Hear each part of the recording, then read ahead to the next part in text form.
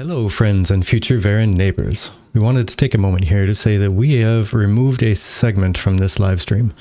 This is not something we typically do, as we like when you can have a look into everything that happens during the live stream, Twitch commercials and all. But this is a special circumstance, though. Chibi and I pride ourselves on our ability to avoid drama on our show, choosing to not get involved if we can help it. We pride ourselves on being able to have a constructive conversation around topics, even when we have negative views of what we're talking about. We truly hope that comes through in this video. But Ashes of Creation is still in development, so all the things we discuss during the video could change at any time. We recognize that and try to approach all subjects with this in mind, no matter how passionate we are about them. The segment that was removed, however, came across in a very different manner than we had anticipated while we were planning topics of discussion for this show. Even had our own feelings on the matter not been enough, we received feedback, both solicited and unsolicited feedback, from some individuals within the Ashes community and some from outside the community. Most importantly, we received feedback from you, our lovely viewers. Those that have been around long enough know the image we try to maintain, and you brought up some ways in which that segment did not quite fit. So please add this to the list of reasons why we love you so very much. You really do make us happy with each and every interaction, and when you provide feedback like that, it's fantastic. So as we say every week, simply showing up, chatting with us, and providing feedback is the greatest support you can possibly give us. So we take no shame in discussing ideas that others do not agree with, so please don't mistake this action as a peer pressure situation. We agree with you, and we're already considering the removal of the segment before receiving feedback from you folks. The original intent simply did not match the final presentation. For this reason, we apologize to both Intrepid Studios and to those that were watching live. We will continue making efforts to improve our attention to such things. For those that were not watching live, there is a reason we're not being very specific about exactly what the segment was about or the angle that it went. As I mentioned previously, we try to avoid being involved in drama, and discussing it further would simply not be productive. Again, we do not like cutting content from our live stream recordings, so please don't expect this to happen often. The cut segment simply did not align with how we believe the conversation on the topic should have gone, nor did it align with the way that we try to maintain the image and social approach of the Golden Feather Tavern. We want the tavern to feel welcoming to everyone, their opinions, and wish to avoid an overtly negative ambiance. With that said, the opinions we give in this week's podcast are definitely some of our most negative Nancy that we've shared. We do believe the remaining conversation is constructive, offers ideas where we have them, admits them when we don't have a better way of fixing the complaint, and acknowledges that we don't know what the final product will be after testing and all iterations have finished. I guess we'll find out together. We hope you enjoy the rest of this video and would love to see your thoughts and opinions on the Freehold system in the comments below. Välkommen mitt resenär. Jag heter Fäye Linn och jag går med Chibi och Vertek på The Golden Feather. Kom in, ta en plats och låt oss dela berättelser om äventyr.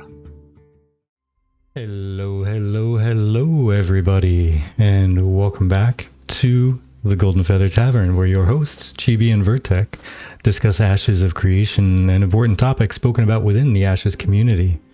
Every week we invite you, the viewer, and a special guest to pull up a chair, grab a pint, and join the conversation with us. Today, on the 14th of July, 2023, we have episode 171, The Fate of Vera, featuring our traveling bard joining us today, Fäye Linn. How are you? Doing all right.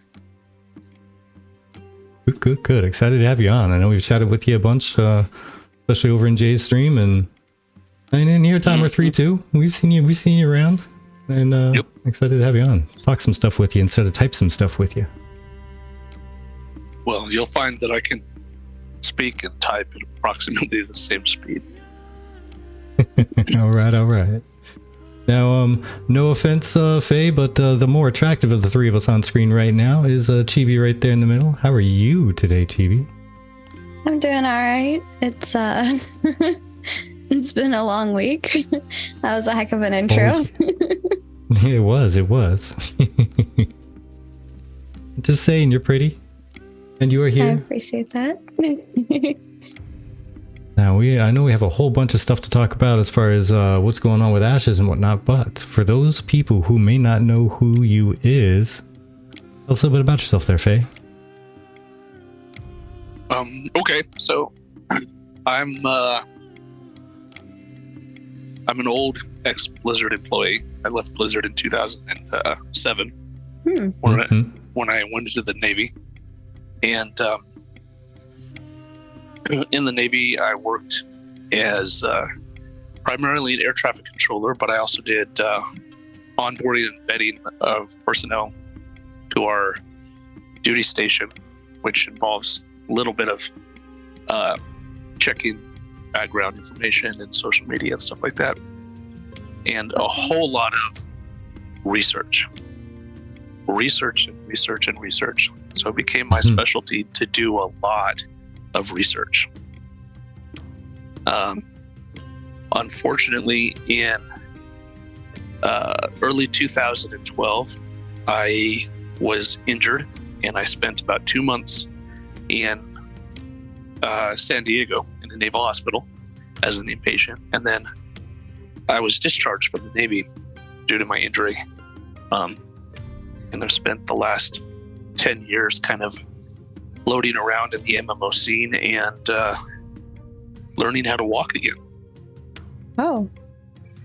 Well, happy you survived, and happy you're gaining some ground on recovery there. Yeah. A good steady recovery. You're not hitting any plateaus? There's some plateaus, but I left my cane behind about 19 months ago. Nice. Okay, good. That had to take some work, so good job on that. Absolutely. Yeah. Now, as far as the video game sphere, you said you worked at Blizzard. What'd you end up doing there? I was a GM, junior GM during the last part of Vanilla and the first part of the Burning Crusade. Okay, nice. And what would you say, from your point of view, what would you say would be probably the number one tool that you're hoping that GMs have access to in Ashes? Based on my experience, I would have to say extensive transaction and IP tracing. One of the most invaluable ways that I was able to determine who was using real money trading or purchased gold was to be able to track the transaction of the gold and track the IPs that it interacted with. And if it came down to certain sets of IPs that were used frequently and seen frequently, then we knew that it was a company, one of a couple of specific companies that had a tendency to do that sort of thing. And we could take action on it. I think, if I'm remembering correctly, it was a long time ago. I think I'm remembering having banned something like 25 accounts a week. Oh wow, that's a lot. Oh wow. For real money trading. And for me, that was, as far as I know, that was about average for my entire crew, for everybody who was working on my team. It's pretty crazy. That's bananas. I can only imagine how many that would end up equating to over the course of a couple years. Yeah, absolutely. What drew you to Ashes of Creation, and Where would your stance be for ashes at the moment in general, in towards of viewpoint, like favorable or neutral? Originally, what drew me to Ashes of Creation was that there was a promise that there wouldn't be any pay to win, and that it was going to be a PvP centered game. Now I understand I'm a Care Bear, but I'm a Care Bear with teeth, right? I will bite you. Yeah. As a matter of fact, just recently, with the launch of the Burning Crusade Classic, to give you some idea, mostly just mind my own business, running around doing my thing, and then someone decided to mess with me, so I killed him. And then I figured, and I went about my day. But then they came back and tried to kill me again, so I killed them again. And this repeated about 6 times, and then I logged out, and I went over to his side of the realm, and I made a character, and I said, look, you got 2 options right now. You can let me ruin your night by keep attacking me and having me kill you over and over and over and over again. Or you can just go away and we can progress our quests separately. I logged back over to my other character, to the character I was leveling. Came after me again. And I killed him. And then he went away. I'm not afraid of some PvP. I'm not afraid of being, that guy that will kill you. But for the most part, I don't go looking for it. Yeah. Yeah, it sounds kind of like me. I tend to do like PvE only stuff and just kind of hang out doing that and mind my own business. But every once in a while, there's just something that happens that gets my bloodlust just going. And then I'm in straight PvP mode for the next hour. Like, all right, that one's taken care of. Who's next? Come on. Right. I still play World of Warcraft a little bit, and this irritates the hell out of my guild, but I don't leave war mode. And the reason it irritates my guild is because I can't help summon people. Right. Because we're in different phases, but I just don't leave war mode. Stuck there. Yeah, see, I don't know anything about the current retail settings. What exactly is war mode? Is that like PvP enabled all the time, but you also get your own separate layer? So, are you familiar with the way the servers were split PvP and PvE? Yes. Yeah. So when they blended those servers, they changed it so that all players would be on the same style of server. And if you chose to be in war mode, that you would be on a PvP layer of the server. And if you chose not to, you would be on a PvE layer of the server. This choice to be on the PvP layer can only be activated in your faction's main city, but it can be deactivated in rest zone. Okay. Huh. Interesting. And I just so never bother deactivating it. So does it actually enforce the PvE only? Like you can't just open world just start attacking somebody if they're on the PvE layer? You can't, if you're on the PvP layer, you can't even see them on the PvE layer. If you're both on the PvE layer, they come up as bow friendly, kind of. So you can't, basically you can't become a murder hobo on a PvE layer? No. Oh, okay. That's interesting.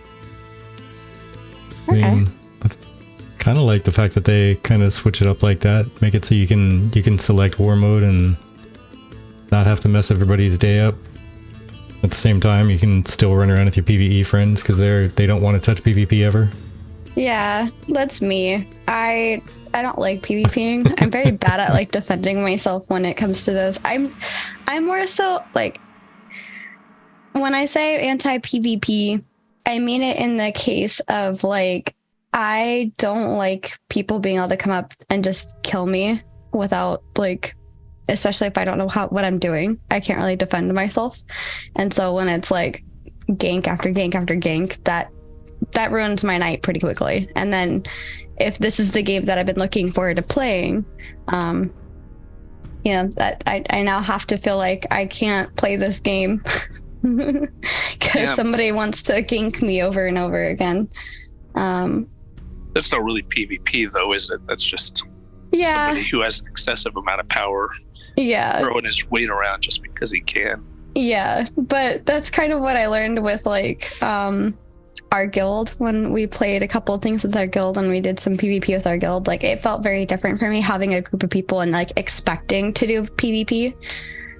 I was like, okay, like now that I'm not out there trying to just gather whatever resources to make potions, and I'm doing my own thing and I'm in my relax mode, because that's what I do when I play MMOs. I sometimes do it to like do hard mode, which is where I go in and I play a bunch of like the raids and stuff like that and I challenge myself.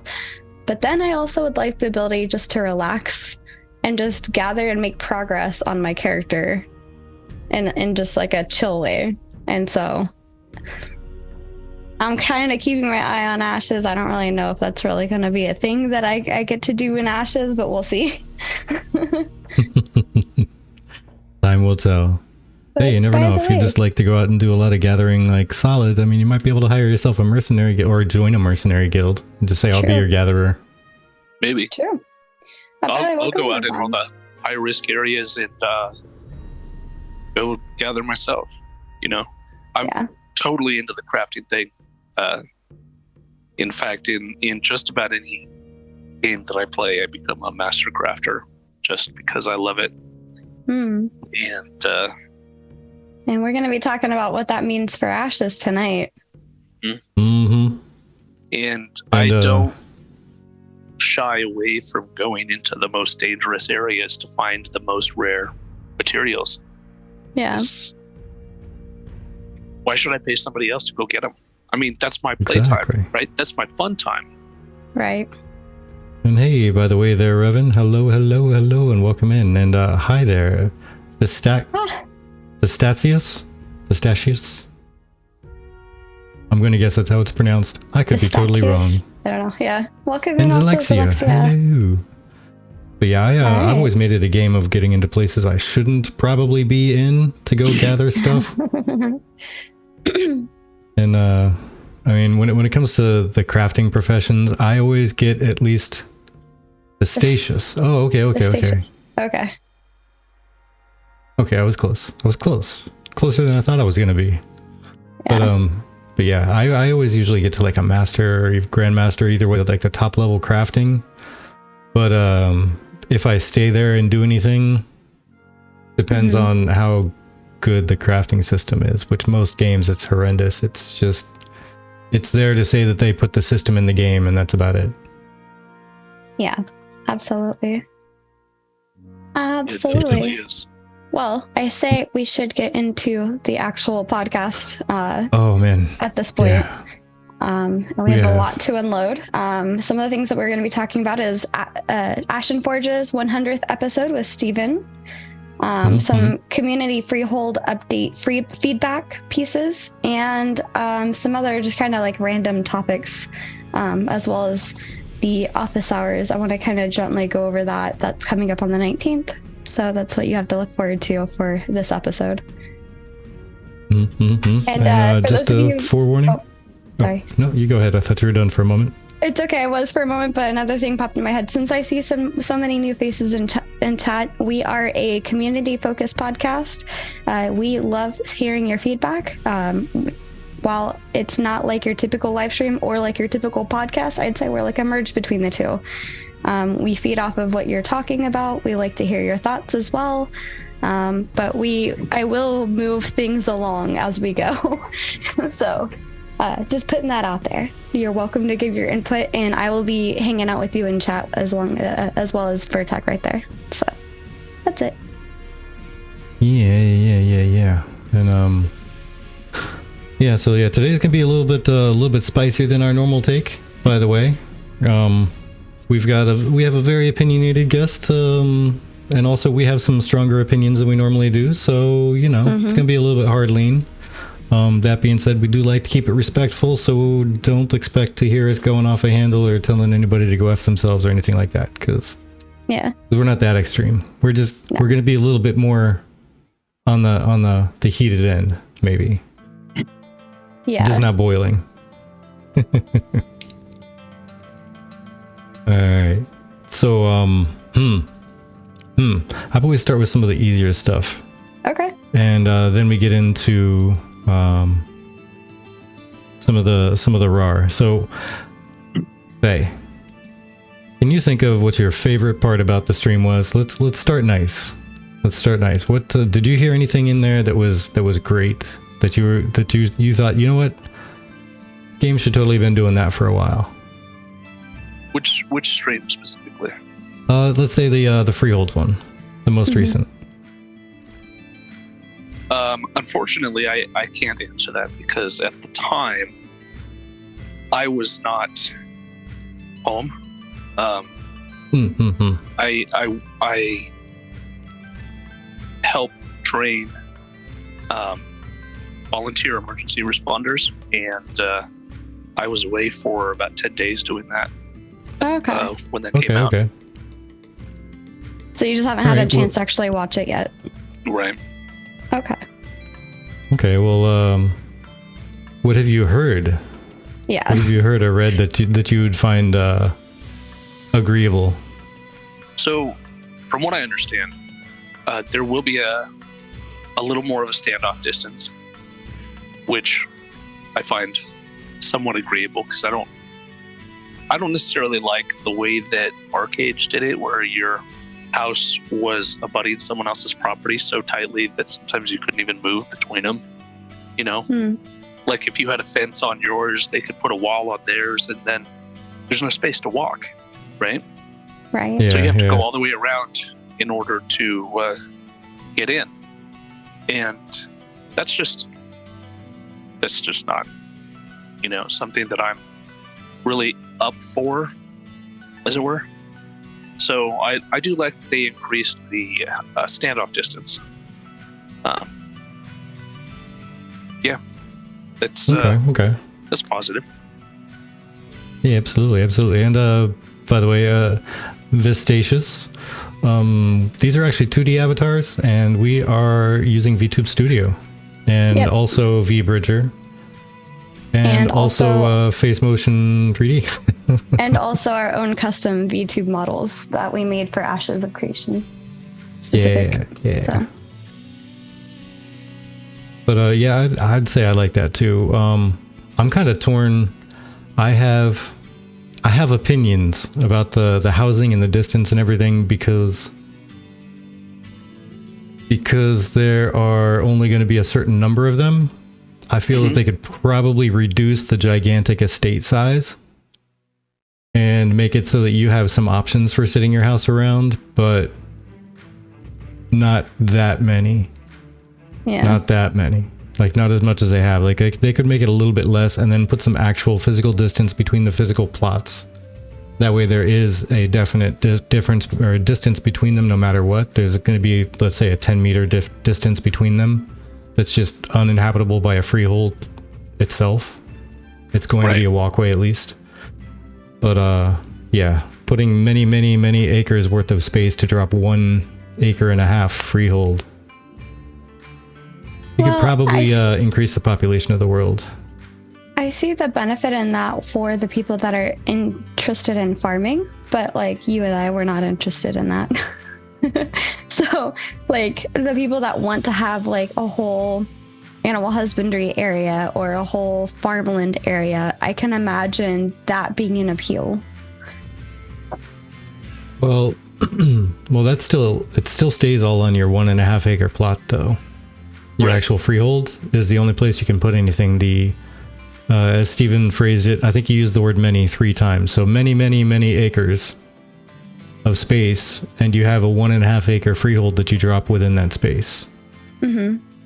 So I will point out that without having a standoff distance that's fairly significant, and with the fact that unless it's specifically an area that's earmarked for no development, the ability to place freeholds too close together would actually remove or present the possibility for players to remove certain features of the landscape or corner them, right? So without that standoff distance, you're looking at potentially having an area where normally you might have ash trees spawn, but if you had a guild that packed their freeholds in really tightly, they might prevent any ash trees from spawning.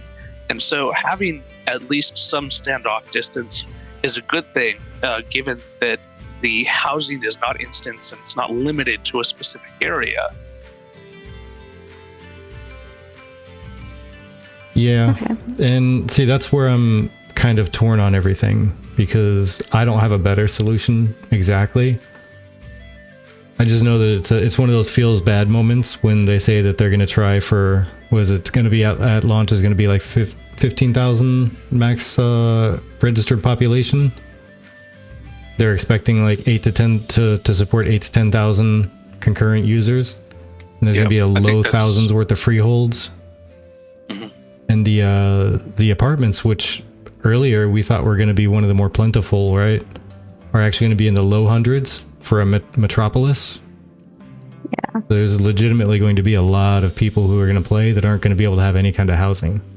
Yeah. And yeah, you know, and that's the other thing, that article that just came out today, that also states that each of the housing types, the in-node houses, the apartments, and the freeholds, are all going to have bonuses that are considered best in slot, that are unique from the other ones. Mm-hmm. So the people who can afford to spend some money are going to have all three, thus taking away housing options for 2 people. Yeah. So Even if they, Sorry, go ahead. even if they can't get them all on one account, I don't see any reason why someone wouldn't get them all just by getting separate accounts and passing money in between them, so that they could pick up apartments and small houses and whatnot. Yeah. yeah. I was also gonna say, like, that article that you listed there, Vistatius, is also something that we are already planning on talking about for a whole other reason as well. But it's one of those, like, I mean, sure, it's nice to kind of better understand some of the things that they shared there, like you know, the 3 different types that you see on the screen right now: the small house, the medium house, and the large house. But then they also have like the barony and estates, kind of like a little map type of thing. But I don't know. I don't like the idea, because if there's 5 metropolis at any given point at maximum, meaning that if one goes down, it's going to take some time to get another metropolis built up. I don't think it's just going to be like, we siege this one and then boom, the next one just automatically goes up. I don't know. It might, if you have, I don't know if it's like one of those rested XP things where as soon as the level cap reaches up, you kill one thing and then you end up being able to level immediately, kind of thing.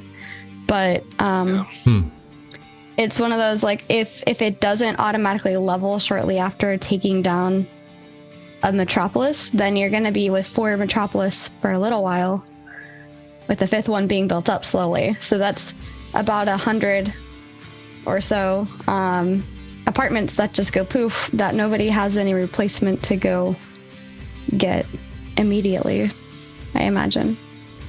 Right. Yeah, because I figure if a metropolis can have in the low hundreds, I'm going to assume that means 200 to 300. There's 5 of those, so that's 1,000 to 1,500 apartments, plus, you know, X amount of 5s, tier 5 nodes, and 4 nodes, and 3 nodes, right? So they're going to drop down to be as low as, I think 50 was the on the wiki, the introductory number to begin with. So in theory, we could probably look forward to having, I'm going to guess, like 5,000 apartments? Mm-hmm. Maybe? 4,000, somewhere in there? I haven't done the math on it, but that's just, I'm throwing out a random number that sounds like it might be accurate. You're wagging at us. But yeah, if they're gonna have 2,000 freeholds, I guarantee you 1,000 of those are gonna also buy an apartment. Yeah. So, I mean, a portion of those apartments are just gonna be disappearing anyway. But that's my only kind of gripe, and it's really just a gripe rather than presenting a solution. And I hate when I do that. I hate when some people do it, but at the same point, like, that's all I got. I haven't had the bandwidth to sit down and try and think of a better solution. But the only thing I got is maybe reducing those plots, or not the plot sizes, the county sizes, parcel sizes, whichever. I have to read through the article again just to make sure I got it right. But let's see. Yeah, the barony. Reduce the barony sizes so that the estates are smaller. That way you could fit more baronies, or just make the estates themselves smaller. That way, instead of having like 4 or 5 estates in there, you can add a whole extra one. Mm-hmm. I mean, just one extra per barony could add, in theory, like a couple hundred to 1,000 more freeholds in the entire world, which would make a big difference, to be honest, because then everybody who really wants to make an effort could probably get one, and those who are just kind of like, I'd like one, but I don't want to put in that much effort, wouldn't care about the fact that there aren't any left. Yeah. But yes, there's essentially only so much space, but also Steven, who is the founder or the creator of Ashes of Creation as a whole, he has said that they've put a limitation on the number of freeholds that are allowed in general for a server. So we're gonna probably get more into that soon, but that's just kind of the thin of it, I guess. Right. So while they're present in the open world and can be interacted with by anybody who just happens across them, they also come across being limited in the same manner as Final Fantasy XIV's. Just because of their limited quantity and the finite number of them. Yeah, I would kind of see that, except for I think Final Fantasy XIV even had like different cells that you could go to, which would give more. Mm-hmm. Yeah. And they were always adding more. Like, continually adding more. Yeah. Snickers. Thank you for the Snickers. resub, Snickers. But yeah, Thogly, migrate to a new spot is definitely a valid statement. Yeah. However, it's finding the new spot. And Right. if it's a tier 5 node that's going up to a tier 6 metropolis, I would assume they're going to do something along the lines of tier 5 nodes can retain up to like 90% of the experience it takes to get to a metropolis, and they cap out there. That way, if Metropolis falls, the tier 5s have 10% to get up, and the truly most active one is going to get it. Yeah. Going to ding over to Metropolis stage or something along those lines. Who knows? And that definitely seems a whole lot more fair than having a 99.9% Metropolis, and then you could just go knock over a Metropolis, and you have some level 10 guildie over in your level 5. Just get ready to turn kill in a a quest. goblin. Bam. Yeah. Right? That doesn't seem like fun gameplay to me. Yeah, no, I was just saying I don't know how that's gonna work, but I was just showing the two extremes of like being close versus not being anywhere close at all, like having to like be capped out at 4 and then get up to 5. Yeah. Like you have all of that experience to go through just to get it to 5 instead of being capped out before you actually get to 5 into 4. Well, see, yeah, here's the fun part though, to really think about it, is if you're in a tier 6 metropolis, well, I guess it would depend on where you're at. If you actually had a freehold in that node, you'd be in trouble. Mm-hmm. Ooh. Yeah, I don't even know, because Siege the node, and it's just the node itself, right? What happens if the mayor of the new node decides not to put up metropolis level apartments or housing, and all of a sudden now you've got a permanent reduction in housing of however many that is, 150, 300, whatever it is. Yeah. Yeah, so we don't even know how the ownership of the freeholds are going to work out, because what if everyone who owns a freehold is in the zone of influence for a tier 6 metropolis? Tier 6 metropolis gets toppled. Does everybody lose their freehold because they had to get permission from the tier 6 metropolis, or did they get it from their local node? Which node did they end up getting the freehold from? Right. Because if they just got it from the local node, then I mean you're looking around for a node that's completely unpopulated, because everybody else that is populated, that's already of a tier high enough to have freeholds, people are probably already using those freeholds. The ones on your node just got erased, and now you got to wait for another node to level up from 2 to 3. Yeah. If another node levels up from 2 to 3. Right. Who knows? Yeah. You could be in the middle of some sort of Scorched Earth campaign, and they could run through and destroy 15, 20 nodes or something like that, and then it could take years for it to get back to where it was. Yeah. How about we talk? Sorry, go ahead. Oh no, go ahead. Chad is talking about, so Belshi is trying to talk about how it's going to be worth your effort to get a freehold, because everybody who puts in the time and effort would be able to get it. Not like everyone, but yeah, that's what I said. Mr. Sharif said that everyone who puts in the effort into it will get one. And I don't think that's accurate. I'm sorry. Yeah, it's absolutely not accurate anymore. I want to talk about that though. While he did say that, he also came back 1 month later and reversed that. Yes. He did say that everyone who put in the effort to get one will get one. But then he turned around and said that it will be limited. So essentially, from at least my point of view, what's happened with it being limited in scope to only a few thousand freeholds being possible is that there will be people who just get shafted. Mm-hmm. And that's just the long and the short. They put in all the effort, they put in all the work, and they run in, and there are 6 people, right? 6 people on the very last freehold in a node. Mm-hmm. And the lottery is going to pick one. So now you've pissed off 5 people. Yeah. And given one a major economic advantage to be able to overturn the fragile ecosystem that has been built up around our crafting and gathering. Right. And Vertec put this in a really good perspective with us, because obviously we're called TGFTavern, right? So we're going to want to get a tavern. And Vertec, you put this in a really good perspective, I think on your stream when I was listening in.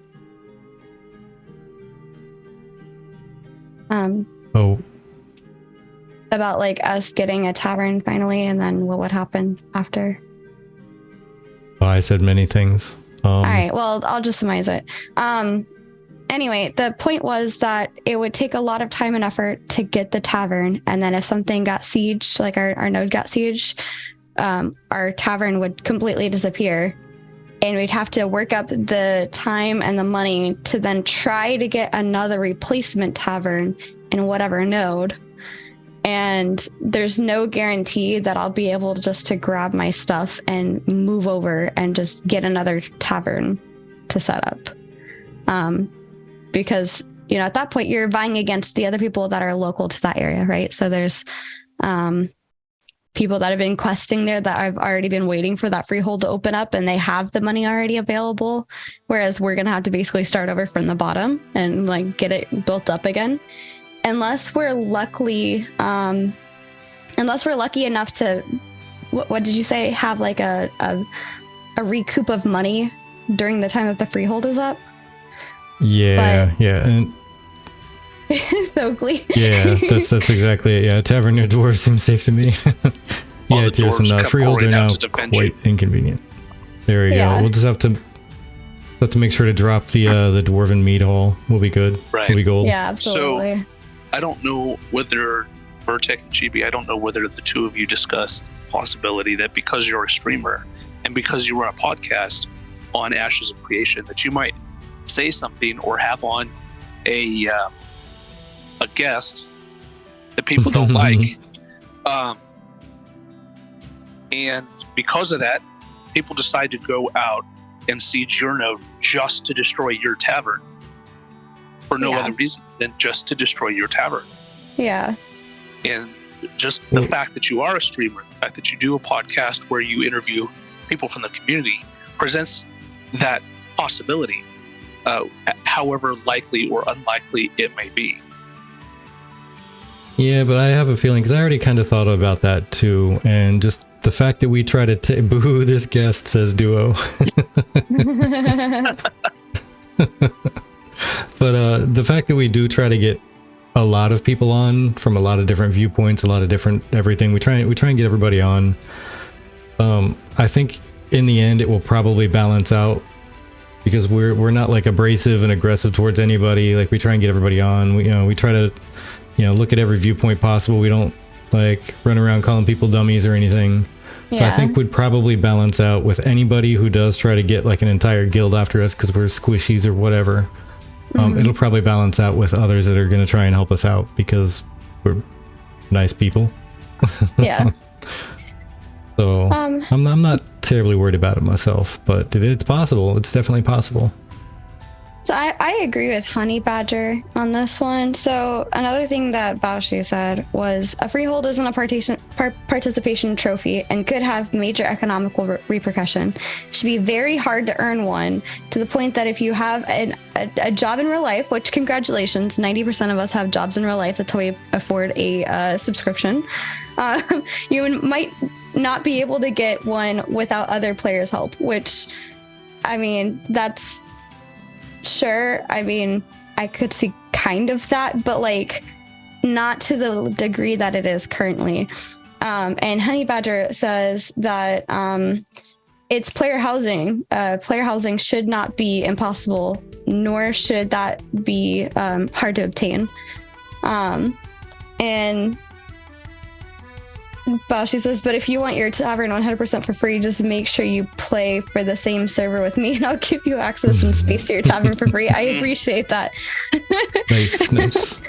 But I'm just saying, that's something that like we would be experiencing. Like in Final Fantasy XIV, you have your house until like you log out for who knows how long, and then they're like, yeah, you don't have a house anymore because you're gone. Which absolutely fair. At that point, you're camping like a spot that you're not even using. I can see that being a very valid thing. But when I'm actively playing and for no fault of my own, somebody could just decide to kill our node, and then I don't even know when you have the time to grab your stuff. All he said is for a period of time. Okay, is this before? Is this during? Do I not get to take part in the node siege because I'm too busy trying to get whatever I can out of like my freehold before it gets collapsed? Like, what? Or is the period short enough that you don't even know about it before your freehold is destroyed?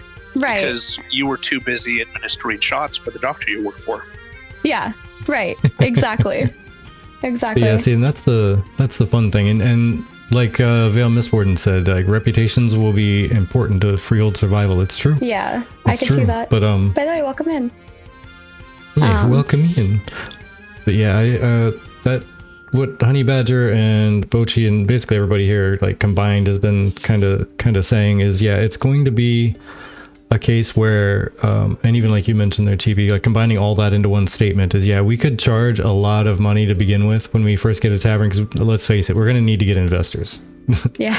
Like right off the bat, we need investors to help us buy the first property. Then we need to make a lot of money, and we need to put all of it in the bank and not touch it so that we have the gold to immediately bid on another property if our node gets destroyed. Yeah. And then we got to start working on improvements to the node that are going to cost gold. Yeah. Or to the freehold that cost gold, and then if that gets destroyed, there's no guarantee that no matter how much money we have, we'll ever get another tavern. Yeah. Well, this is how economies of scale in real life get destroyed, right? Mm-hmm. People have a certain amount of income. Instead of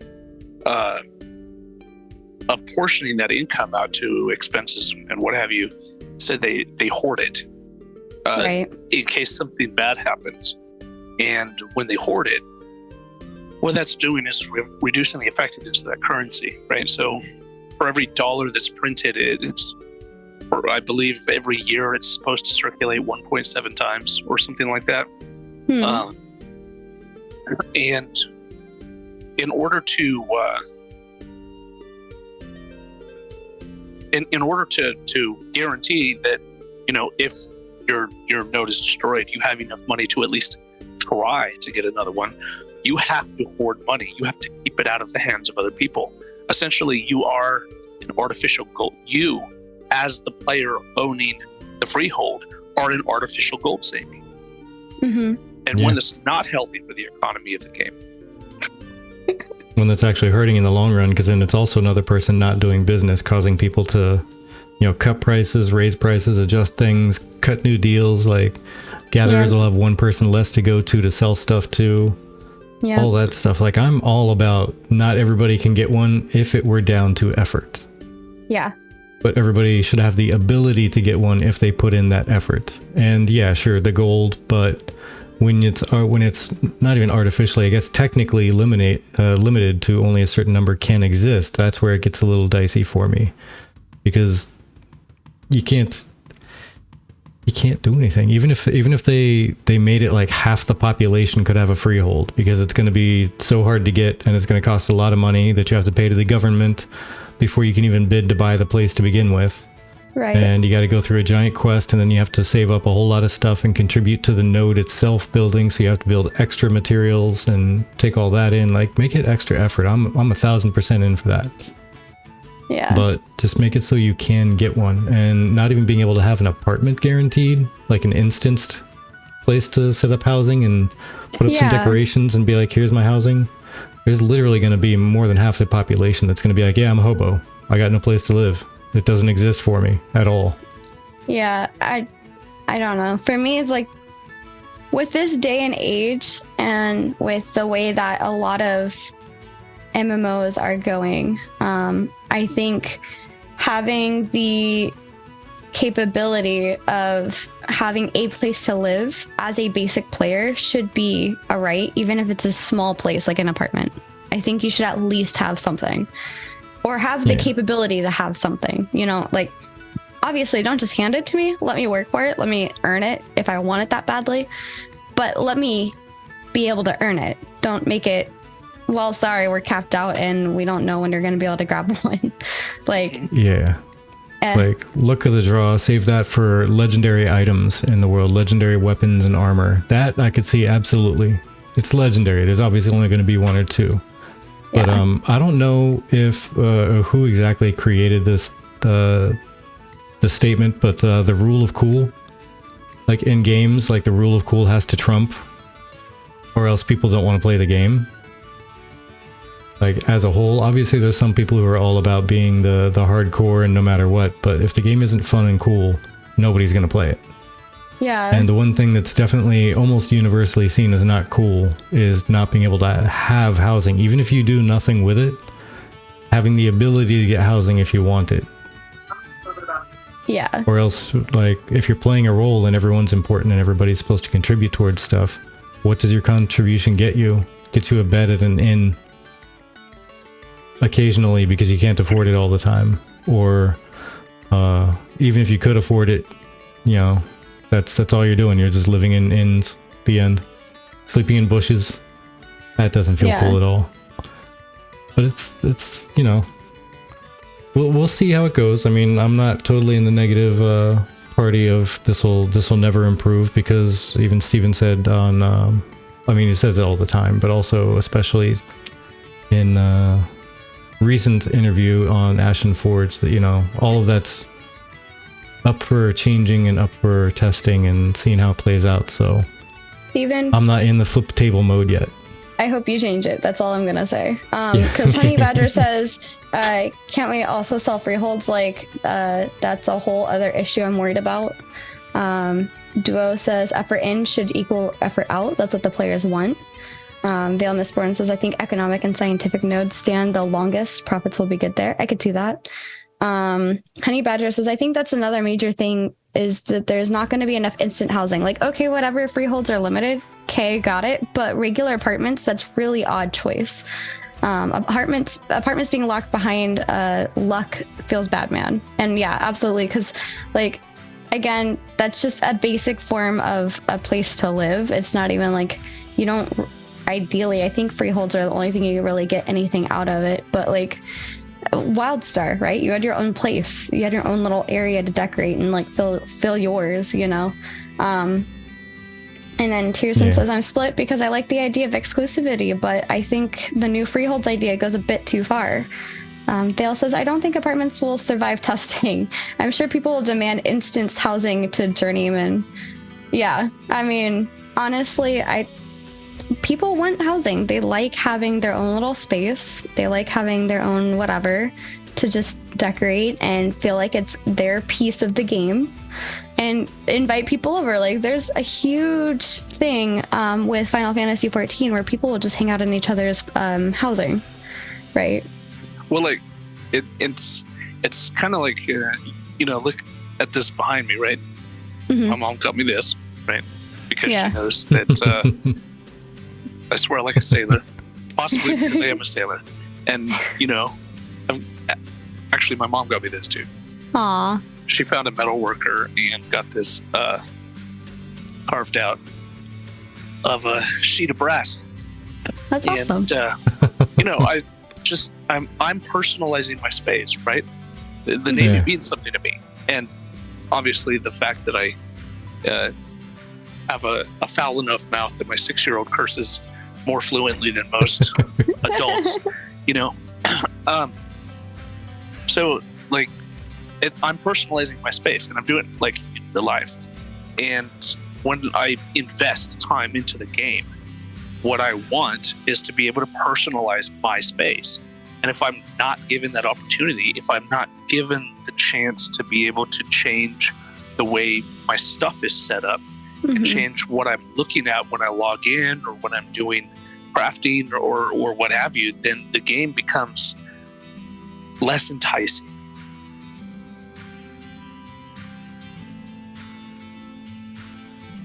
Yeah, exactly. And I don't know.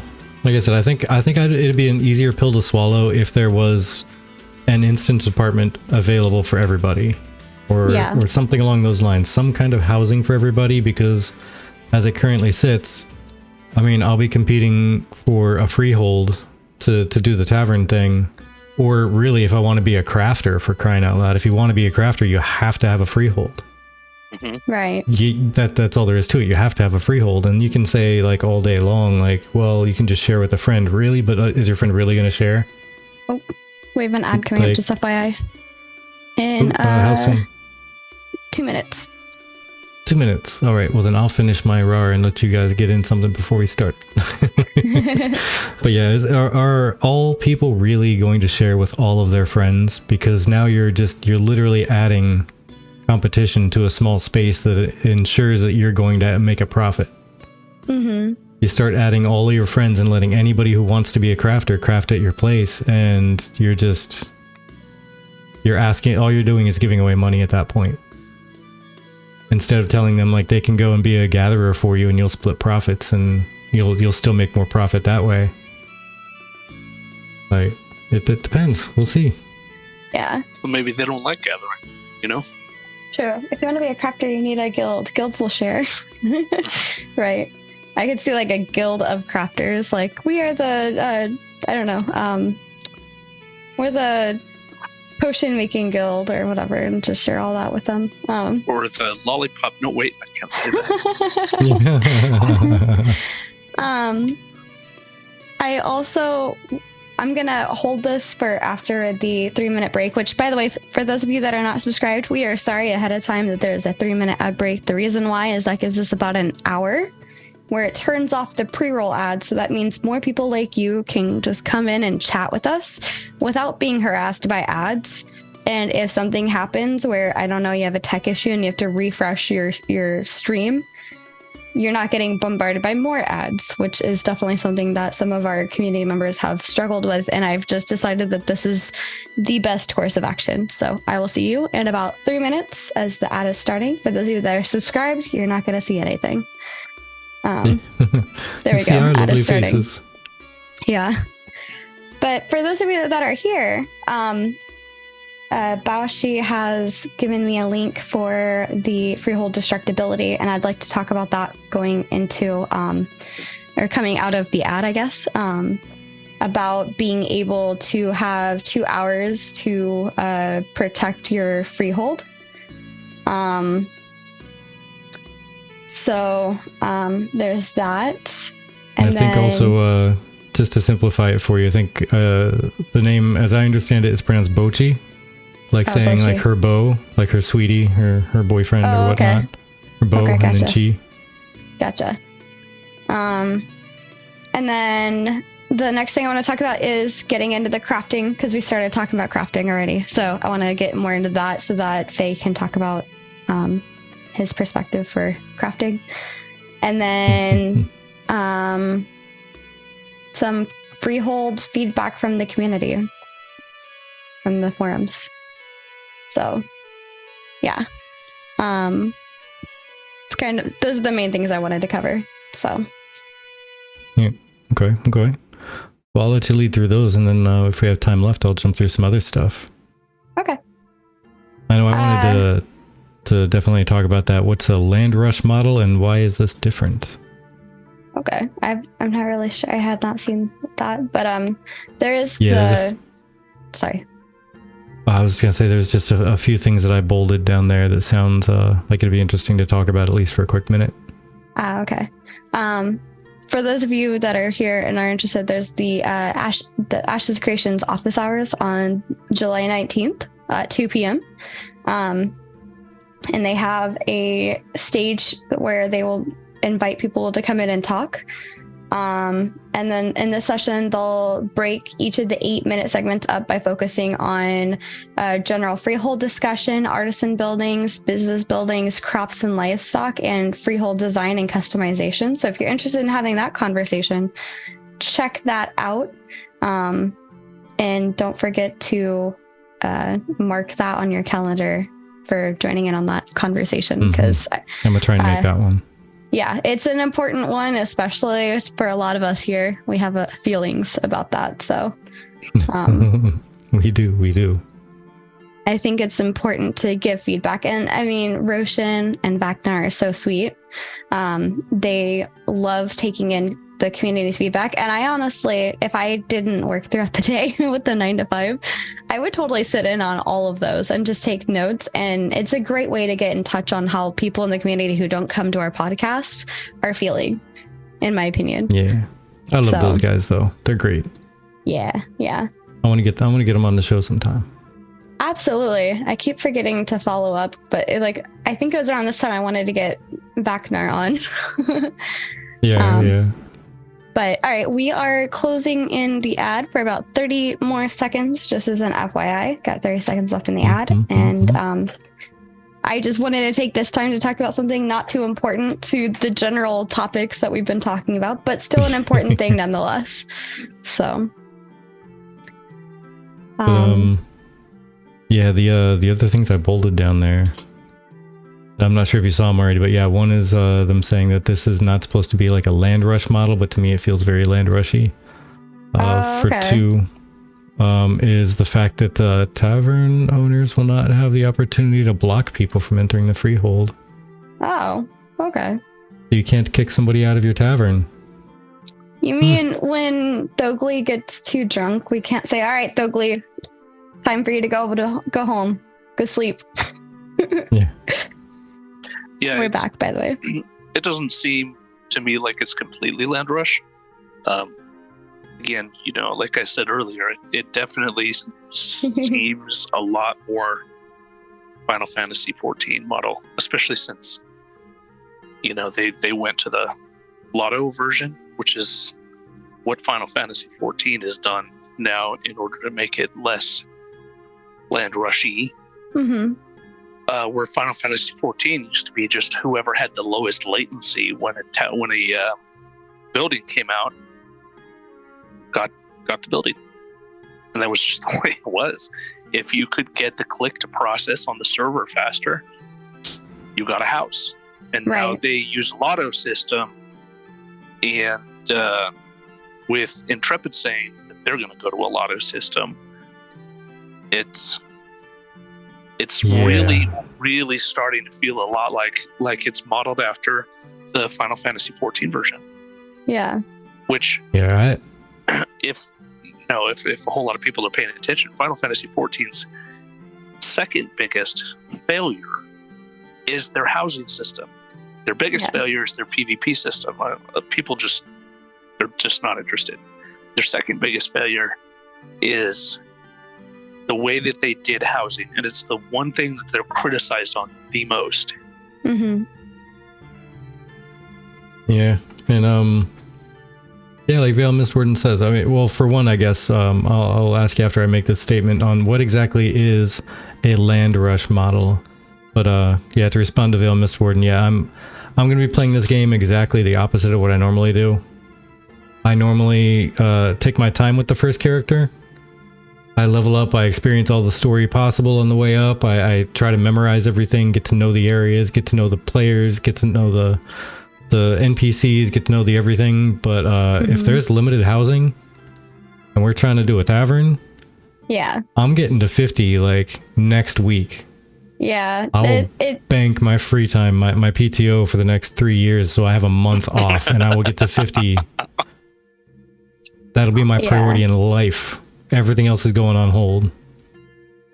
It will literally be a time sink, like literally like no life time sink.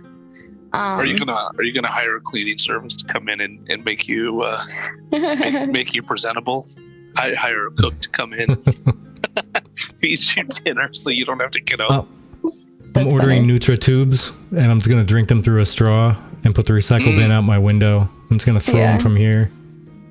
There you go. But yeah, let's just talk about your thing first, the land rush, because it's already a much easier like cadence. So let's just go to that real quick. All right, so yeah, then Faye, what exactly would you define as a land rush model in a game when it comes to housing and stuff? Essentially, for me, a land rush is when you have to rush to get to where you can get the land, so that you can guarantee that you do get the land. It's a race to get to max level so that you can complete the quest and get the items first. And Arcade did this, and then they found that it wasn't really working very well, so they implemented a delayed land rush where everybody could get to 50. So then what happened was people would get to 50, and then they would get another character to 50, and then they get another not even 50, they get another character to 35, and then another one and another one and another one. And so when the delayed land rush came out, they had like 6 farms on their character, and they just plop, right? Just whoever's the fastest clicker. Again, whoever's the fastest clicker gets the most plots. And people would literally take and map out the plot where they're going to be putting their houses, and they would figure out the optimal way of being the biggest asshole they could possibly be, and block out the largest possible area without letting anybody get in between them, so that later they can pull up the 16 by 16 and drop down a 48 by 48. Huh. Yeah, that's crazy. Damn. But see, that's, you know what? I heard almost no difference between what you described and what Ashes is going to be, except you can only have 1 plot of land per account. What that just means that you're just going to have all of your accounts lined up, right? Because you can't be logged in on multiple accounts at the same time. That's against the TOS, right? But what you can do is you can sit there with your password on every single instance of an account, and you can grab it, log out, click enter, grab it, log out, click enter, grab it, log out, click enter. And it's essentially the same thing. You're just adding a 4-second delay. Right. Yeah. Ugh, man. Well, I think at least with Ashes, didn't... well, with Ashes, didn't he already say that it's cool if you multi-box, just not all on the same computer or something? So get your laptop out, get your work computer out, get your play computer out. I mean, people play Diablo 4 on their Steam Decks. Yeah. Yeah. Download Ashes on your Steam Deck. Just... But, yeah. Because it's still going to be a land rush. It's just you got to get through all 50 levels first. And then you have to bid. There's a few roadblocks, but it's still a rush. Yeah, sorry, I'm enjoying the chat. But yeah, no, I mean, there's also the other types of land rush, right, for nodes where, you know, I don't put it past somebody to get in as soon as they can and, you know, take advantage of those early access freeholds. Or not freeholds, early access server openings for PI and certain levels. Right. And, you know, instead of starting off in the starting area, just booking it as quickly as you can to a different area so you're not faced with as much, I guess, pushback from other people. Like if everybody's trying to, like, you've seen when WoW Classic started and everybody was running to go do quests, it looked like a grouping of ants just running down the hill. Exactly. It is ants marching. Yeah. So let me tell you this thing that we did when this was one of the funnest evenings that we had. So we didn't have anything else to do really. We were out of tickets and stuff like that. So my entire GM team, right? Everybody on the team went into the conference room, and our conference room is set up a little different. Everybody's got a computer. Ooh. So because everybody has a computer in the conference room, we sat down at the desks and we all logged into our non-GM accounts, and we all created it was limited to gnome or dwarf, any class, but it had to be gnome or dwarf. And we raced up to level 10. And when the first person hit 10, we all met in Iron Forge and we organized ourselves so that, you know, we would be following the person behind, like auto following.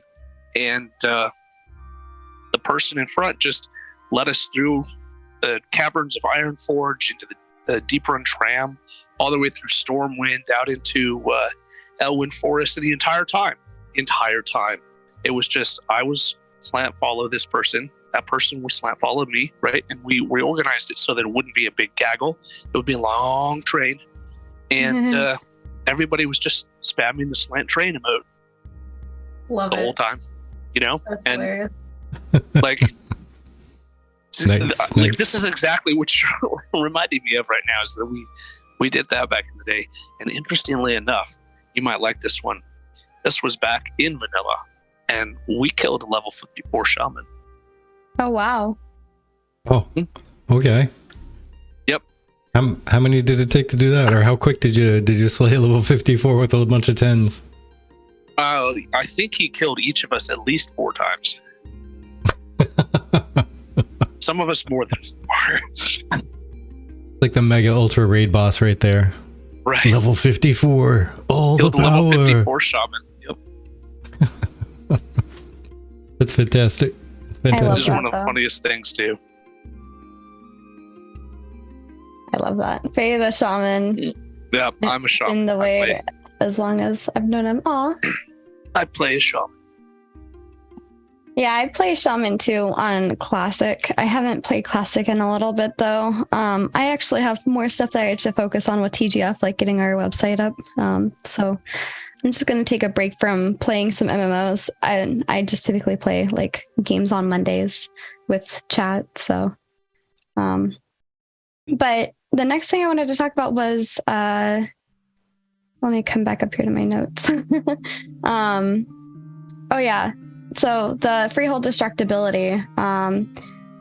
My only thing on that, Bochi, is that The last known reference was August 28th in 2020. And we've seen how much things have changed in Freeholds from feedback that we've been given during that time. So it says, after the 2-hour period of open combat following a successful node siege, any remaining freeholds will exist under a grace period for roughly 1 week, where another node may take over the zone of influence of that freehold. The freehold owner will be required to undertake a quest process to have their freehold adopted by a new node if one exists. At the end of the grace period, if the freehold does not reside within the ZOI of a village stage 3 node or above, it will be destroyed. Materials and resources, including livestock, are able to get pillaged, and players who are registered as defenders of their node cannot loot their own destroyed freeholds. So, yeah.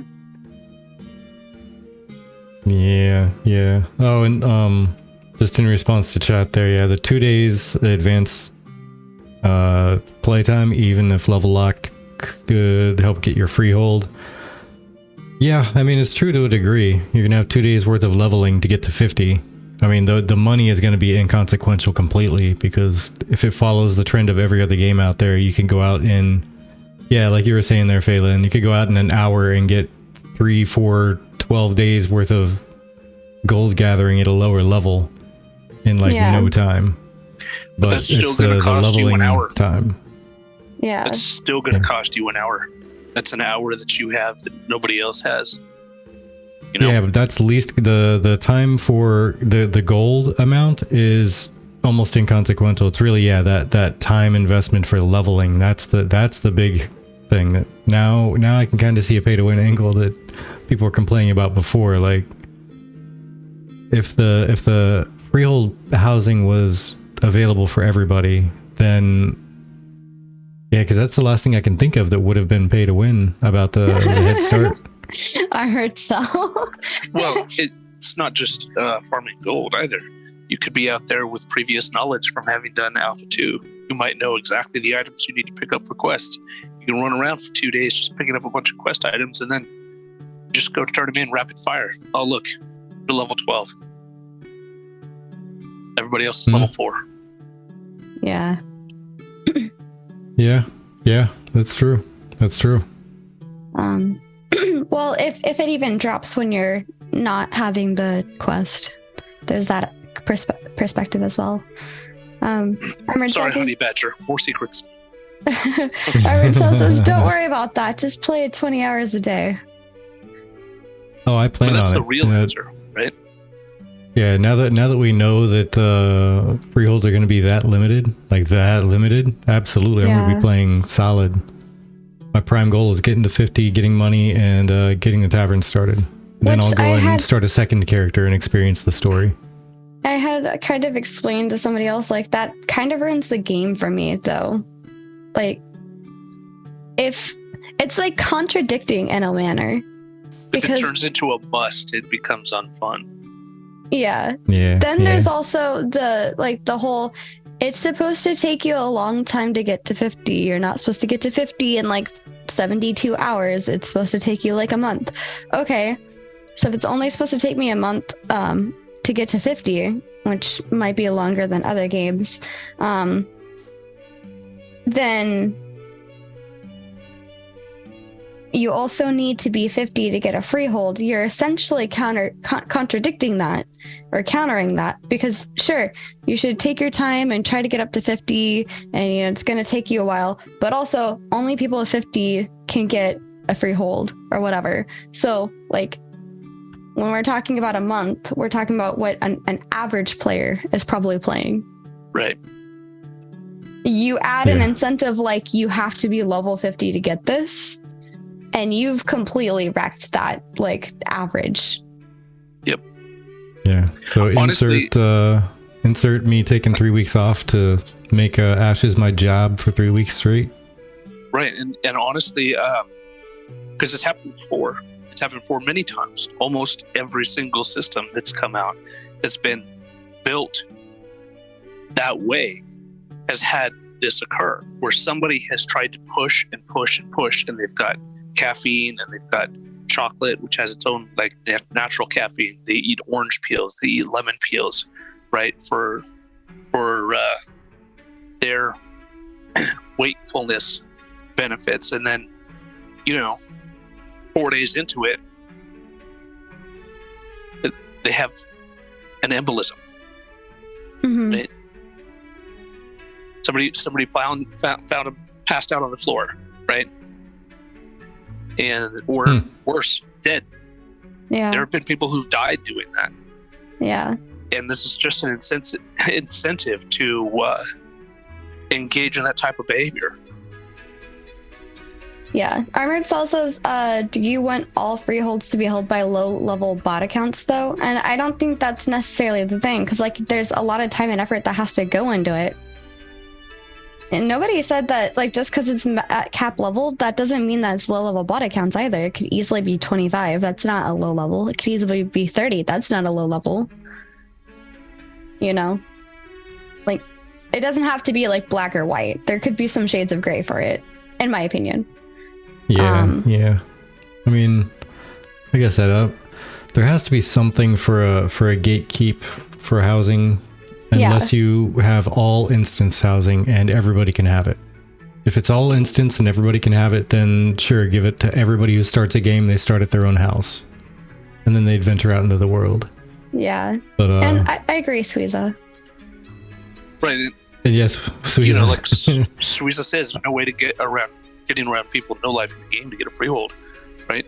So you spend a month or 2 weeks damaging your own physical and psychological health in order to get that freehold. Right. Now all of a sudden you've got this massive economic advantage, and you can turn around and manipulate the market because you're the first one with the freehold, so that all of your friends get a freehold, right? So now you've got a guild full of people who have freeholds, and they're manipulating the market. And all of a sudden, you have a server that's de facto owned by a single guild. Yeah, I don't need health, I need gold. But, I mean, my general feeling on this is, it feels like Ashes is forcing that narrative, almost, by having this set of I'm sorry, I read Thogley's comment. Community is meta. Yeah. By having these things that need to be done in order for you to get a freehold, being at level 50, it kind of forces that no life narrative a bit for the people that want it, because it's so small in number of being able to actually get the freehold. But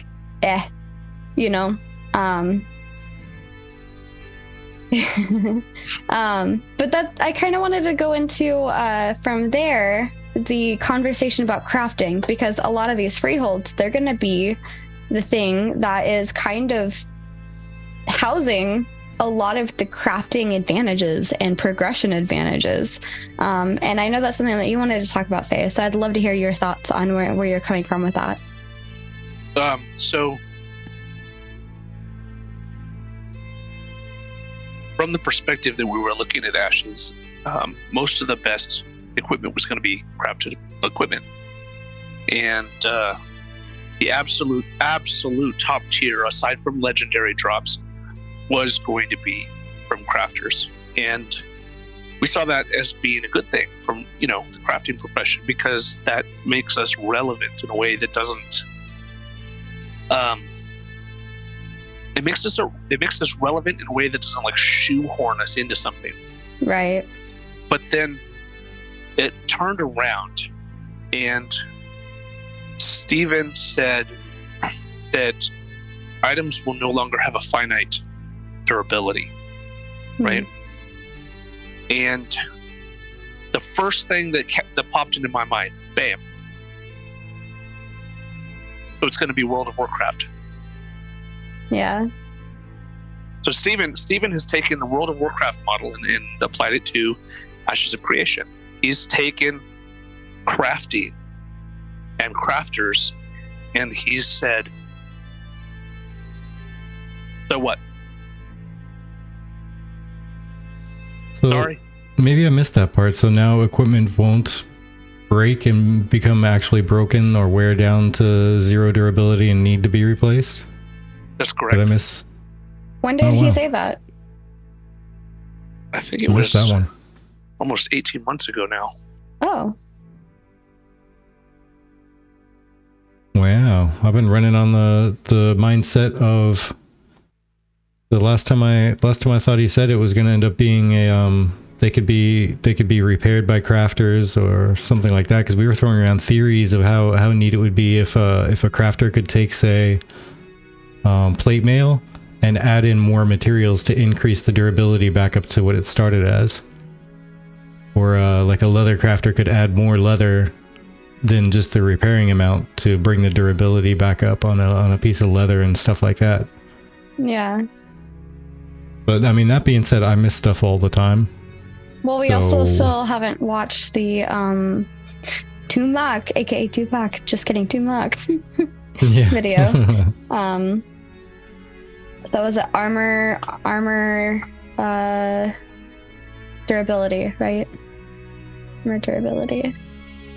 Item sinks. Important for out the economy. Item sinks if anything can be crafted, can also be destroyed. Over enchanting carries the risk of destroying the item. Players gain craftable items and recipes from deconstructing or salvaging completed items. Item durability. Item decay does not destroy items, but it acts as a material sink. 0% durability will unequip an item, increasing its repair cost.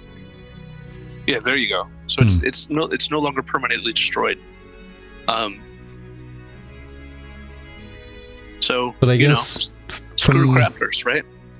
From the sounds of it, though, it sounds like you at least need a crafter to do the repairing, right? Right, but what kind of crafter do you need, right? Do you need me as a Grandmaster blacksmith to repair this Grandmaster dagger that I made for your rogue? Or do you just need a blacksmith who's got the repair skill maxed out? Oh, I would absolutely assume it's got to be of equal or greater skill set. Because if you take, oh man, if you take a piece of fine craftsmanship and you give it to somebody who's just learning, like, yeah, I bought me a chisel the other day, I'm about to go do some carving, man. Mm-hmm. All right, but well, here you go. Replace this. This could be a master repair person, right? It could be a master repair person. How are they going to be a master repair if they're just started woodworking, though? Well, they wouldn't have just started woodworking. They just put all their points into repair. Yeah. But you'd, I mean, just like in the real world, like I don't know of anybody who can't repair something that couldn't have created it to begin with, unless you're talking about adding a part that somebody else built into something like computer repair, because nobody in computer repair knows how to build a computer from literal piles of silicon. But right, and when it comes to when I was in school, I did learn how to do that. Right, I learned how. My instructor gave me AND gates. He said I could have as many AND gates as I wanted. That was all I was allowed to have. AND gates. And he said he needed a working model of a computer. The screen, the APU, the CPU, the GPU, all of the RAM, all of the ROM, everything. I had to build it. And I was allowed one thing, AND gates. So I know how to do that. But if I were to go and make you a super optimized computer, right? Specifically. So, and Armored Cell is basically kind of going the same place I am. Specifically so that it works perfectly for you. Well, after I've done that, and Intel just X-ray the chip, say, oh, that's how we did it, and make a replacement?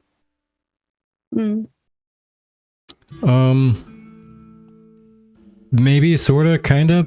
I can at least say Armored Cell's statement though, like a chef can sharpen a knife, but they're not repairing a knife. Sharpening is technically you're on a small form factor destroying a knife. Anyone can destroy anything. Because you're not really like, if a knife were to shatter into 17 pieces because you threw it at a wall and it landed flat blade side and just shattered, yeah, you wouldn't be able to repair that unless you know how to create a knife from scratch. But anybody can sharpen a knife. It's like anyone can wash and polish a car, but not everyone can actually build the car from the ground up. But I don't have to know how to make the knife initially to be able to put welds in it. But then you're not necessarily properly repairing it.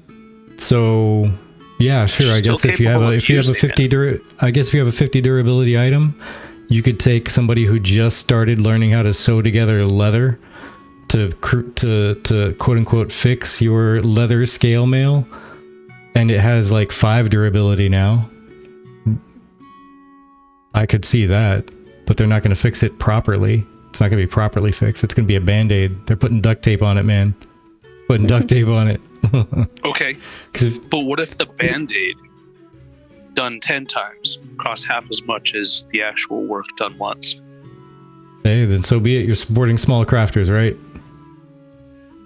You're also going to get stuck in the middle of a raid with an unusable item, and you're going to have to run back to town to get it fixed. So good luck to you. Mm-hmm. Or even worse, in the middle of a PvP battleground, and you're nowhere near a town or Freehold. You have to stop everything you're doing to go get it repaired. Yeah, support local crafters. Right. But like I said, the real problem is that you're taking an item that someone had to spend hours, days of playtime, of logged in playtime, getting horizontal or lateral progression so that they could customize it so that your dagger, which is supposed to be an agility weapon, has wisdom or int on it. And you're taking that item, and now anybody who can make a dagger can repair it. They don't have to have the specialty in being able to make the int or the wisdom here on the dagger. And so what reason would I have spend all of that time learning how to do it just so that I can have somebody give me a very small infusion of gold one time and then forget what my name is? Easy, because it's not going to be a small infusion of gold, because you're going to set the price. If you're the grandmaster that made it and devoted all that time to it, you set the price.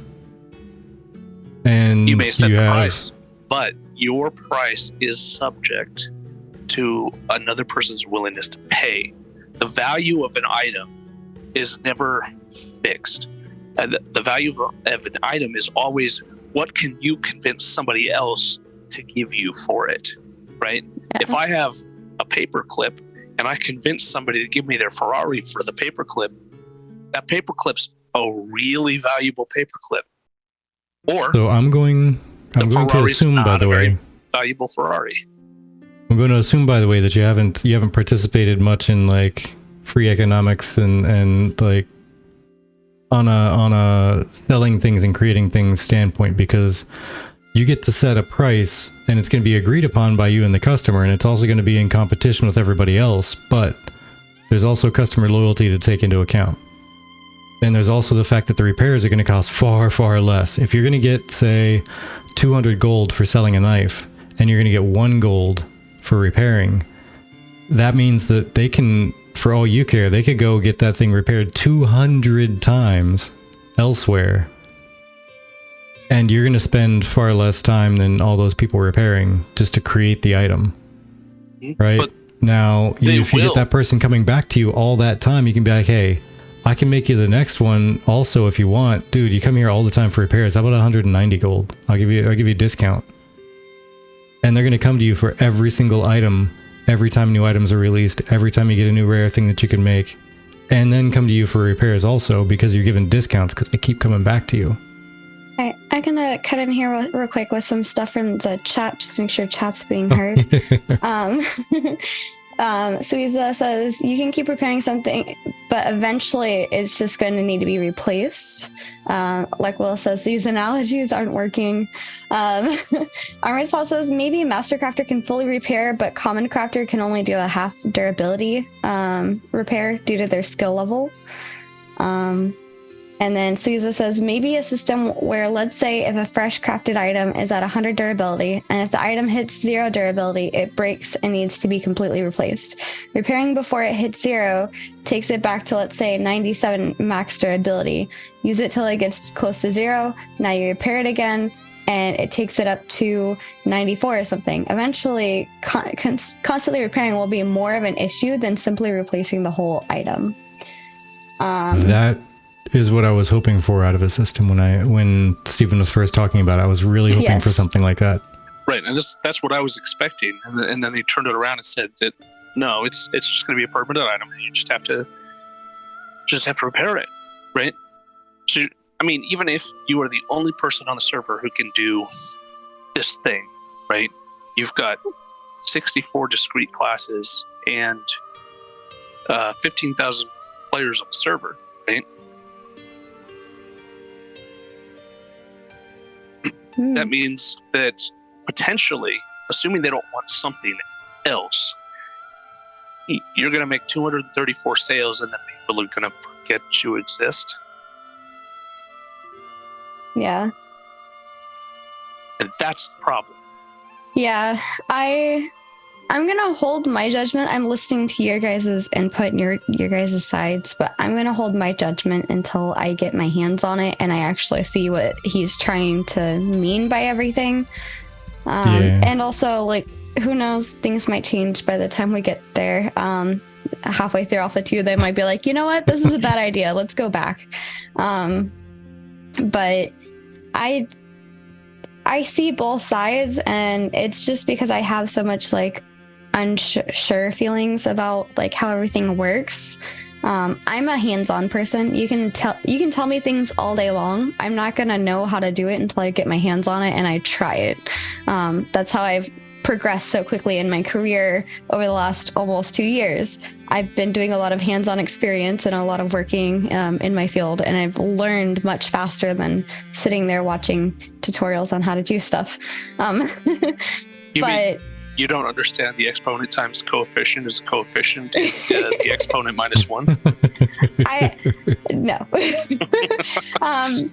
But Suiza says, just to wrap up this crafting topic, there's a certain line where things become tedious and annoying. It's still a game at the end of the day, so regardless of what path is chosen, it still needs to be fun. And I absolutely agree with that. And, you know, I wanted to kind of call back to this. If for your Freehold thoughts and feelings while we were... Hi, Alicia. Welcome in. While you guys were in the middle of an ad, we were talking about Ashes is holding a office hours chat where a couple of the people from the community team pop into Discord and they ask you questions and they want to hear the community's feedback regardless of, like, it's not Ashes specific. So, like, if I pop that back open again, one of the things was general Freehold discussions based on what we discussed about Freehold system. What are you most excited about, and what are your concerns? And then another is like Freehold design and customization. You won't be able to do everything at the same time on a single Freehold. What are your thoughts on needing to make choices? And that is not something that needs to be Ashes specific. I think that is something that anybody with any sort of background who is interested in Ashes of Creation should feel comfortable to go in and talk about it. They literally ask questions in the most neutral way possible in terms of not knowing much about Ashes of Creation. And that's mainly to get more of the community's feedback besides just the forums, so that they can bring that back to Steven and the devs and let them know, like, hey, this is our feedback from, I believe they record it even for the devs to be able to listen to, like, all the feedback and everything. And like, hey, this is what they said. This is like what we found, So I think that's very important. And the other thing that I wanted just to kind of toss this out there, given all of this information is some of the community is worried that Steven is forgetting about the casuals because he once mentioned about how, 90% of the player... Armored Cell, thank you. Armored Cell, thank you so much. Cheers to you. Steven had mentioned that like 90% of the population that is going to be playing Ashes will probably be casual, but now the game is seeming to a good number of the community to be geared towards more hardcore, and that's a little of the kind of like a recap, more like 95, yeah. And I'm one of them, and a lot of the things that have come out is definitely Zalexia. Thank you. Cheers to you as well. Thank you for the cheer. Cheers. Appreciate that. But I mean that I'm watching, like, personally, and I'm not saying this in a negative manner. It's more like Ashes, the more that I learn about it, is developing in a way that I'm not sure it's going to be my kind of game full time. Will I play it? Probably. I'll probably keep playing it. But it's not the type of game that I thought it was when I first signed up. That's all I'm trying to say. Hey, and also, real quick, I guess I just saw the alert pop up, but I didn't see it in chat. Abbott's resubscribed too, so thank you. Oh, thank you, Abbott. See, I didn't see that. I don't see that anywhere. Yeah, I don't see it anywhere in chat, but it popped up as an alert. So thank you. Okay. Appreciate it. Thank you. But yes, thank you so much for supporting us. We appreciate it. However, time flies so much. It does. This is usually about an hour-long podcast. I just looked up about 10 minutes ago and realized that it has been about an hour and 45 almost. It's been flying by. I love it. I love it. Oh man, we haven't even had time to... Yeah, because I know, kind of like Chibi was saying, I'm still keeping myself open to seeing how things develop and how things change, and after they get a bunch of feedback, if they decide to roll anything in a different direction or what have you. But I know, at least as things stand right now, if nothing changes, I will be very heartbroken by the Freehold system. It's going to stink, but I'm still going to try and work it. I mean, I was serious when I said looking for investors. I mean, if we can give people permissions to use the Freehold, I will find some crafting investors and say, hey, you want to chip in some money? We'll do everything on our Freehold. You totally have access to it. We're going to be dropping 2 tavern buildings, one for doing sleeping arrangements and stuff like that, and another for doing the food and drink. Yep. That leaves 4 other buildings. Whatever you want them to be, that's what they'll be. We'll put them down, yeah. Yeah, so Community. You'll have services available at all time. Yeah, so I'm serious about that. Like, we're going to get some investors going so we can actually make sure we definitely get... Oh, hey, and join in on the King of the Hill or Champion of the Hill. King of the Hill. But, yeah, definitely get some investors going, and it'll just be what it is. But the fact that, I mean, let's check out some of these things that turned out to be... Yeah, that was let me transition that over and expand this out. Yeah, that's a tavern, is what that is. What? Yeah, That's it does not look like a tavern, right? Or I guess I should say it's a business building, but that means that it can be a tavern. Yep. So, can you see why we didn't buy that one? Yep. And yeah, I mean, there's a bunch of others. Wasn't a thing. There we go. And I mean, this one is a tavern, or it's a shoreside shack. Shoreside.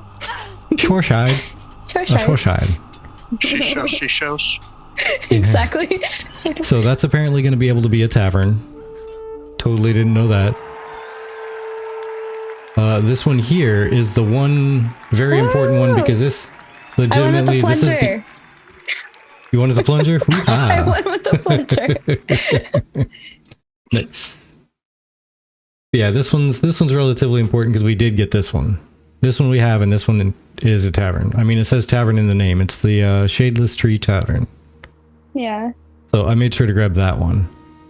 This by the way, is a tavern. That Oh, I that Tavern. business Wait, building. what? Yeah, That's Coliseum.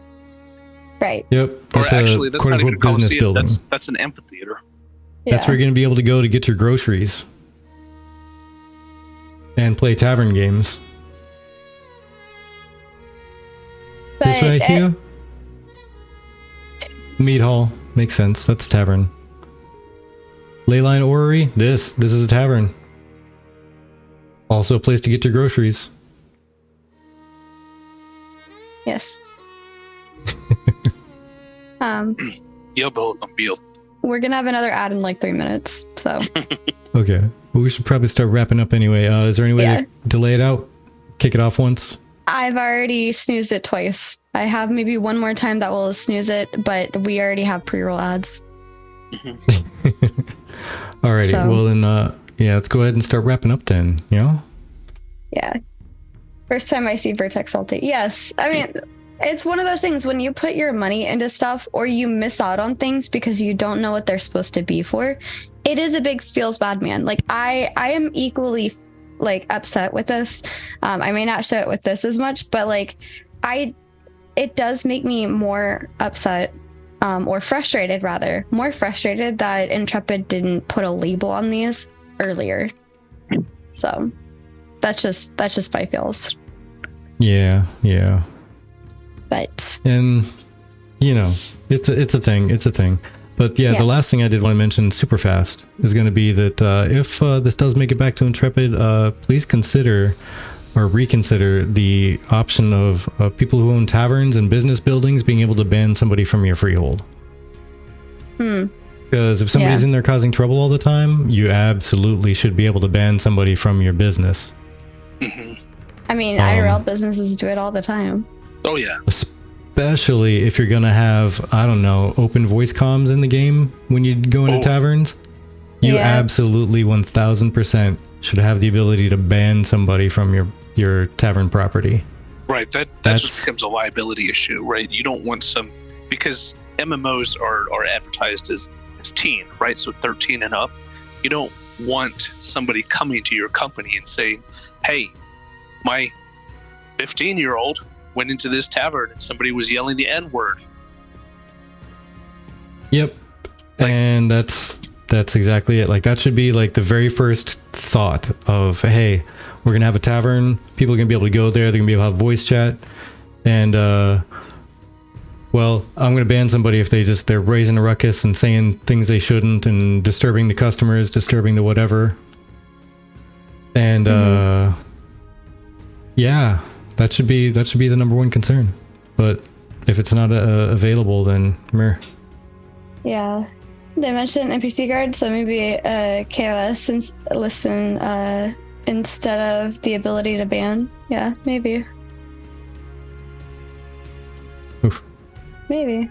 I don't know. So a ban for owner and druid, and the druid class for TV. Mr. Sharif, get on that. A ban? A ban for the owner. Like the owner of the business. Gotcha. Yeah, I get that. Oy. But yeah, that's the last thing I wanted to mention. Faye, did you have any closing remarks that you could toss in, say, about the next 1 minute, just so we don't end up clipping over? Nope. Any last words, friend? No ability to ban, but can we summon those stockades? Love it. Alrighty, well, thank you for joining us there. Chibi, did you have anything you wanted to say before closing out? I just have to say that while I really like a lot of the stuff that Intrepid has done, I'm just gonna kind of be keeping my eye out. I'm gonna be a little bit on the cautious, optimistic side of things. And you know, I hope things work out in a way that's favorable for most of the community and not just a small few. Especially with the freehold system, like that's something that a lot of people were very much looking for. Like Intrepid, if you're seeing this also, so many people were looking forward to your freehold system and your housing systems, and you've literally alienated so many people by how restrictive it is.